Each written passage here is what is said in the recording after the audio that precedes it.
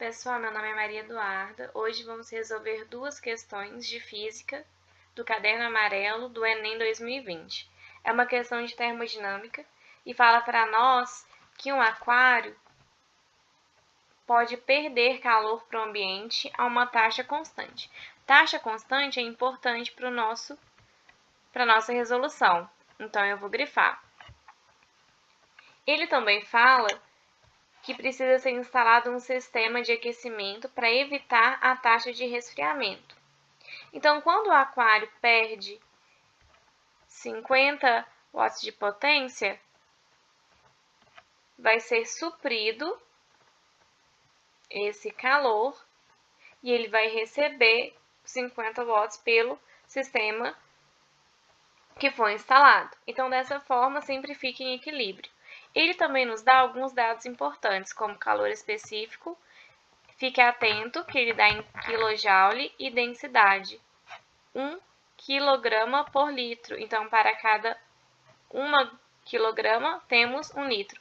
Da mesma forma, temos também 50 litros de água dentro deste aquário. Então, a partir disso, ele faz a seguinte pergunta: qual é a redução da temperatura quando este aquecedor for desligado no período de 1 hora? Vamos resolver essa questão, então, através de um vídeo. Sabemos que energia é igual a potência vezes o tempo, onde energia refere-se ao calor. Esse calor pode ser encontrado pela fórmula Macete, que é massa vezes calor específico vezes variação da temperatura. Esse calor está relacionado com a variação da temperatura. Substituindo, então, nós estabelecemos a seguinte relação: que massa vezes calor específico vezes variação na temperatura é igual a potência vezes o tempo. Nosso objetivo é encontrar a variação na temperatura. Então, dessa forma, a massa e o calor específico estão multiplicando, eles vão fazer a operação inversa e vão vir dividindo.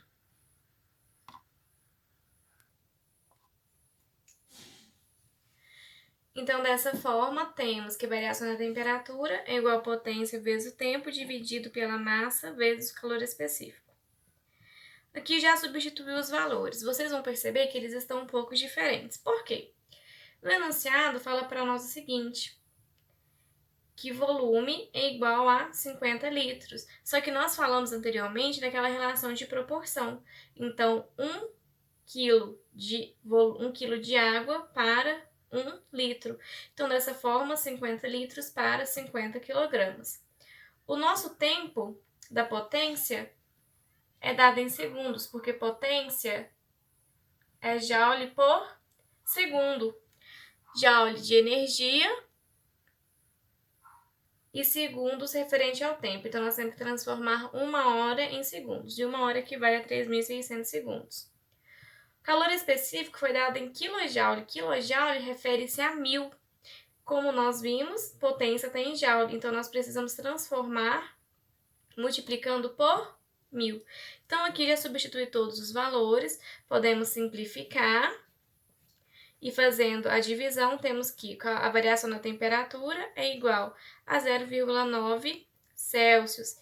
Encontramos em Celsius porque nós também podemos estabelecer aquela relação: 1 Kelvin para 1 Celsius.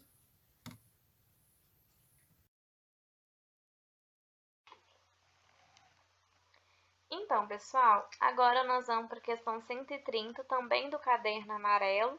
É uma questão que fala sobre fluxo de campo magnético. Então, durante o funcionamento de uma usina, um operador percebe o aumento na diferença de potencial. Nessa parte aqui, ó. Então, é interessante a gente ir grifando para a gente não se perder durante o exercício, né? Então, ele quer saber o quê? O que esse aumento na diferença de potencial resulta, que é essa perguntinha aqui no finalzinho. Ele também fala que se há diferença de potencial, há fluxo magnético. Ele faz essa afirmativa, né? O movimento relativo de um ímã em relação a um conjunto de bobinas produz um fluxo magnético variável, através delas, gerando diferença de potencial em seus terminais. Certo? Então, logo, quanto maior a variação do meu fluxo magnético, maior a minha diferença de potencial. E isso nós conseguimos equacionar. Perceba que quanto maior for o meu fluxo, maior também vai ser a minha diferença de potencial. Ainda mais se o meu tempo for bem pequenininho, certo? Então, olha, aqui eu trouxe uma ilustração de uma usina hidrelétrica. Nós temos aqui o fluxo da água. Nesse momento, nós temos energia potencial. Essa energia potencial vai ser transformada em energia cinética. Essa energia cinética vai fazer com que o gerador se movimente. Nesse gerador, há aspiras. Essa aspira, que é como se fosse uma espécie de hélice, que é achatada e bem estreitinha, parecido com a capa de um livro, para ficar mais fácil e mais didático o nosso entendimento e compreensão, que vai girar, fazendo com que a gente tenha fluxo magnético.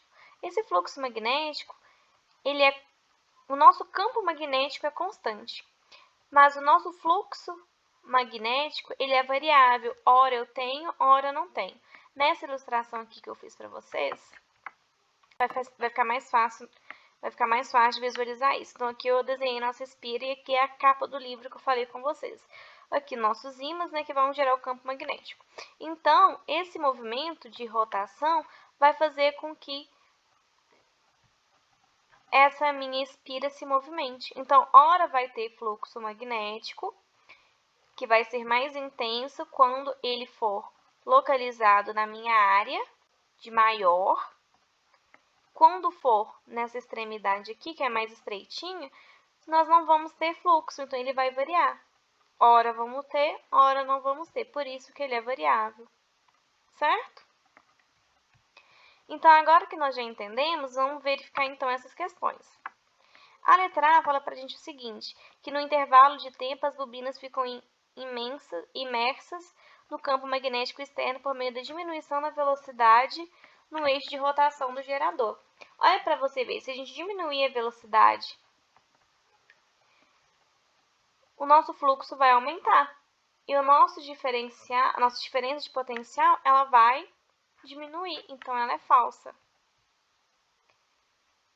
A letra B, ela fala para nós que o fluxo magnético através das bobinas, por meio de um aumento na sua área interna exposta ao campo magnético. Não, a minha área da minha espira vai permanecer a mesma, então ela também vai ser falsa. Letra C. Intensidade do campo magnético no qual as bobinas estão imersas por meio da aplicação de campo magnético mais intensos. Não, como nós vimos, o campo magnético é constante. O que varia é o fluxo magnético, então ela também vai ser falsa. Letra D. A rapidez com que o fluxo magnético varia através das bobinas por meio de um aumento na sua velocidade angular. Verdade. Se nós temos um aumento na velocidade angular, que nós estamos falando de rotação, essa rotação também aumenta, também aumentando o fluxo magnético e assim como a sua diferença de potencial. Percebemos isso pela nossa equaçãozinha, então ela é verdadeira. A letra E fala pra gente da resistência interna. A nossa questão ela não fala sobre o circuito, mas sim está interessado em como ocorre esse aumento na diferença de potencial. Então, a letra E também é falsa. Temos, então, a letra F como verdadeira, porque nós temos variação do fluxo magnético em um tempo pequeno. Temos também um aumento na nossa rotação, o que gera também aumento na nossa diferença de potencial.